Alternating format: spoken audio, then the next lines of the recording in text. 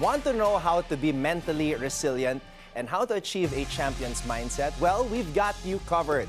Because tonight, we have here a psychologist and the author of the book, Tama Na Brain, Dr. Rea Celine Villa. Doc Rea, thank you so much for the time. Thank you. And it's good to see you again after all these years. Okay, para sa lahat ng mga nanonood ngayon, just a little background with me and Doc Rea. We met several years ago. Pre-pandemic? That was pre-pandemic. We had a show and it took place at Southville. Tapos nandun kayo. Correct. And then after the show, you asked me if I had any intention of wanting to try out as a coach. Correct. Because you were inspiring and motivating. So I was figuring out how could the kids be motivated and inspired. And I thought of you because you're very active playing and you're really covering a lot of okay. Yes, you're covering a lot of episodes and games. So I was figuring out, we really need kids to have a role model. So I thought of you right away. Well, I really appreciate that, Doc. And looking back, I did want to do it. It's just that because of my busy schedule as a sportscaster, sabi ko, mahirap naman na hindi ako laging nandoon para sa mga bata. But, fast forward to the day, I'm very thankful for your time because you've been blowing up, especially on social media. And of course, you have your organization, Mindset Plus, which I would like you to share with us. But to everybody watching right now, could you tell us a little bit about yourself, like what you do and what you're focusing on right now? Okay, thanks, Anton. So I am a psychologist, and I'm trying my best to really reach out a lot of Filipinos with mental health. No, but before that, actually, Anton, I used to be in the sports scene. Yes. I used to be a competitive athlete. I am into football, so I used to be the team captain of UP Diliman for football, and then transcended to the national team for football and futsal. And then fast forward, I became an athletics director for an international school. That's where we met. Yep. So sports has been a part of me for maybe since high school. Yeah. But when the pandemic happened, it shifted me to be a psychologist. So I just passed the board exams, and it was very timely. And now I'm serving more Filipinos when it comes to their mental health journey. And that's where I also founded Mindset Plus. Yeah. It's an organization wherein we cater to individuals and companies and groups, wherein we look into preventative and scientific-based programs to identify and develop high-performing cultures. Yan. Ayan, Doc, your logo Thank right you here, so Mindset much. Plus. And you're partnering with a lot of LGUs, a lot of schools. But before you tell us a little bit more about Mindset Plus, I want to ask you, kasi itong mental health in sports and among athletes, it's only recently that people have been talking about it and people are realizing that it's a problem. It's something that athletes deal with. During your time as the captain at UP, did you realize that your teammates and maybe even yourself, you had some mental health issues?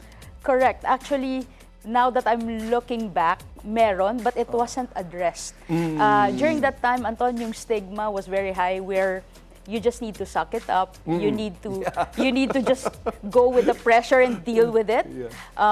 So we have those challenges and it's not processed or addressed.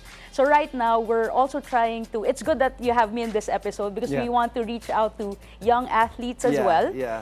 Wherein it's really part of the package of sports, right? If you make your mind or brain stronger, it's not just, because sometimes we just equip them physically, but we lack equipping them with tools when it comes to the mind. So here comes sports psychology, which plays a big role. Pero halos walang sports psychologist dito sa Philippines. Wow. Yeah, like I only know of a few, but do you think it's high time na siguro almost every team or organization hires somebody who specializes in this para matulungan yung mga athletes? Yes, it's a preventative approach for the young athlete or kahit nga elite athlete, no? Kasi if you could get that 1% chance to improve, no? by using the mind, then you already have an edge when it comes to growth. Okay. Before I tell you, I want to ask you about one of these videos and from one of the best athletes in the world. I want you to tell us a little bit about your organization, which you co-founded, itong Mindset Plus. Correct, thanks.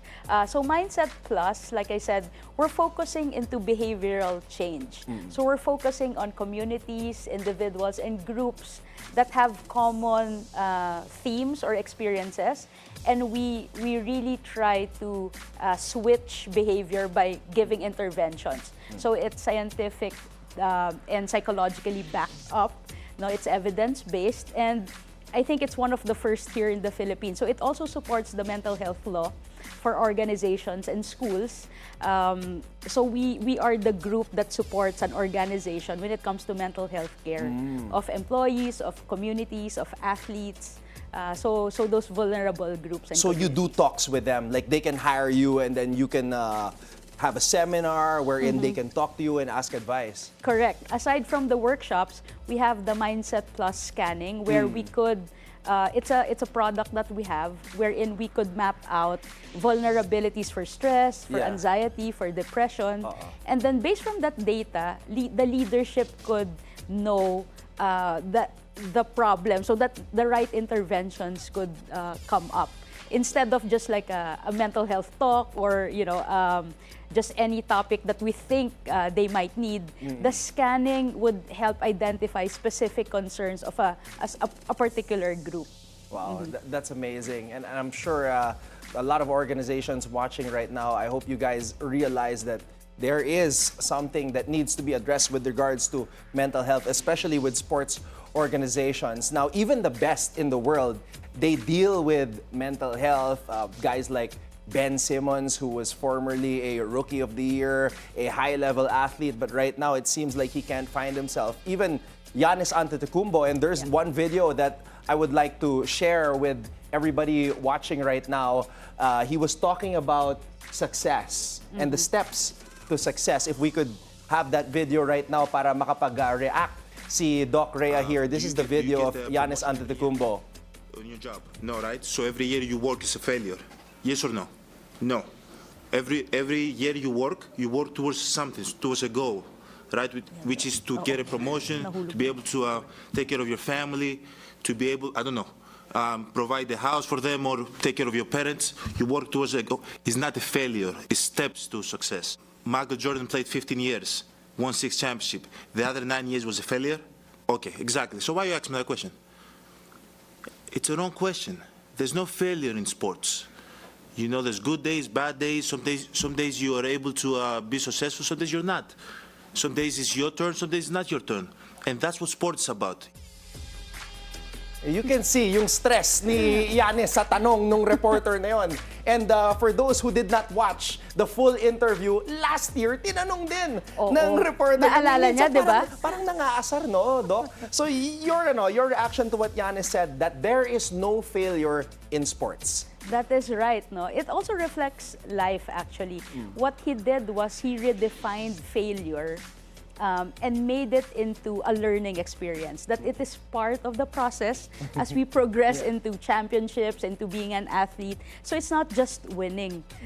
So yun yung valuable. Because you could do such a thing as cognitive reframing, wherein these experiences that we call sometimes failure or setbacks, we could use this as a tool to redefine or reauthor our life after that season. Okay, so you could use it to train more, to gel more as a team. So it's, the setback or the failure, you could use it as a springboard for the next version of yourself. And also, I think that's good na para, especially yung mga athletes, hindi masyadong ma-pressure na, okay, if I don't win, like, everybody's gonna bash me on social media. Kasi ngayon, ganun yung nangyayari. Na they put too much pressure on themselves because they're afraid that if they don't win a championship, they don't win an MVP, babanatan sila online. Oh, that is true. Kasi naka-equate yung identity nung athlete doon sa concept of winning or yung certain parameters that is dictated, di ba? Pero we cannot control that. Maraming variables, di ba? And what is being seen here is nanonormalize yung struggles, kahit ang elite athlete na niya. And with normal people or athletes, part talaga ng growth yung mga setbacks, no? So it's really normalized with this statement, no? And how to deal with it, being aware, is actually related doon sa mental health state, no? So if you are psychologically resilient, mas less yung risks mo to develop actually mental health concerns like anxiety or even depression. Okay, before we close our interview, I want to ask about your TikTok, because you have more than 500,000 followers and you just started recently. At I was looking at your page at karamihan talaga sa mga tanong at mga videos mo tungkol sa pag-ibig, tungkol sa love life. So syempre, how would you relate that? Like the videos that you put out and helping people overcome yung mga heartbreak, yung mga pag-move on. How do you conceptualize these videos and help everybody online, especially yung mga Gen Z? We're trying to revolutionize or at least change the perception of mental health. We see mental health sometimes as already at your breaking point, and then that's just the time where you seek help. Pero mental health is actually how you deal with life every day. So what I discuss on TikTok are real life experiences. Sometimes it's coming from the viewers, the followers, and I talk about things that we really experience, no? Hindi siya parang concept lang. So I try to make it simple, to laymanize it. And that's how I try to interrelate mental health with the Filipino culture. Yeah, and I was looking at it earlier. At marami love kasi. Ang concerns. Yung pag-ibig kasi nare-relate yan kahit sa anong aspeto ng buhay. May Pati sa share ka ba, sports. Anton? Baka next time. May part 2 pa to. Okay, Doc, kindly send a message. If you have a message to anybody watching right now, where can they find you? And of course, your general message to anybody who might be watching, dealing with something, going through something. Ano po yung message mo sa kanila, Doc? With this day and age, no, it's very important to focus inward. To be able to, pag Pilipino kasi, it's always the family, it's always someone else, diba? But not really focusing on your own growth. And I hope this is a nudge for athletes, for Filipinos, no, to look into your mental health. And it's really a journey. If you could have tools every day that could help you, no, you have to address it, no. So you have to have a toolkit, a tool belt for this, no? Kasi yung stress, Anton, it's inevitable. It's really part of life. So I hope everyone would look into this aspect of health. And speaking of resources, you could follow me on my social media. It's Rea Villa. And also to check out my organization, Mindset Plus. We have a website. It's www.mindsetplus.com.ph. All right, there you go. Doc Rea, thank you so much Thank for you also. sharing with us all your knowledge, and magpapakonsult pa ako sa'yo with regards to that love life. But Ayan. that's a story for another day. Doc, maraming salamat. Salamat Thank po. you so much. Good to see you again Likewise. after all these years. Thank you.